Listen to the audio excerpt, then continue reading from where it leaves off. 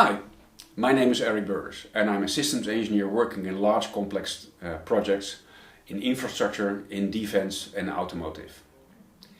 I'm also a trainer at High Tech Institute, and one of the trainings I give is the introduction to SysML.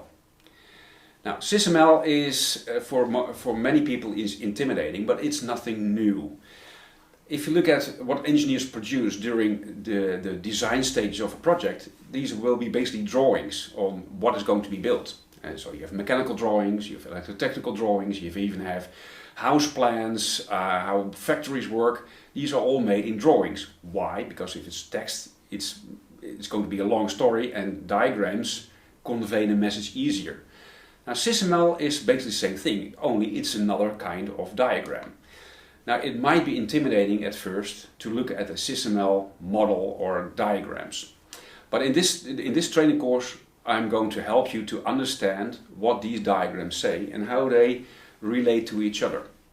And why would you need it? Well, maybe you're a reviewer and you will be getting designs written in SysML. So how do you read them? How do you know a design is good? So in order to introduce SysML to you, we're going to talk about how this language is composed.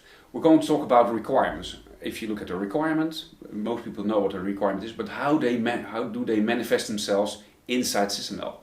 We're going to talk about structure, what the composition of our system is going to be, and what the interconnections are going to be. And we're going to talk about behavior, and behavior is basically how does any given component react or respond to external stimuli. So that's basically the design of the system. But also, we're also going to talk about all these diagrams need to be stored somewhere, mostly in a model. And we're going to talk about model organization. So if you make a mess of your model, it might be difficult to understand. If it's a well-structured model, you will have a proper model organization. And we're going to talk about that.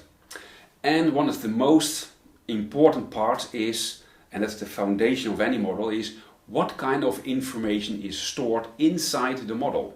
That's what we call a meta model or information model. But it will tell you how and why certain information is present and what the relations are.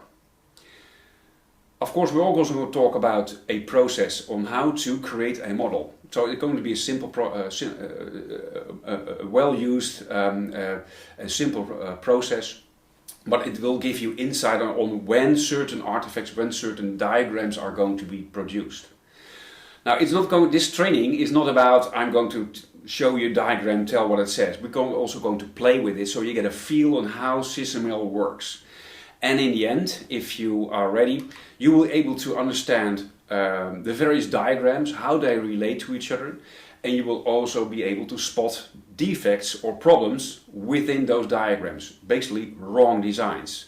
So as a reviewer, you will be able to look at these diagrams and say, okay, this is wrong and this is right and you should change this.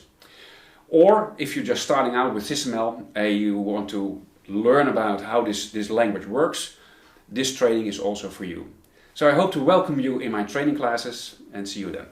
Thank you.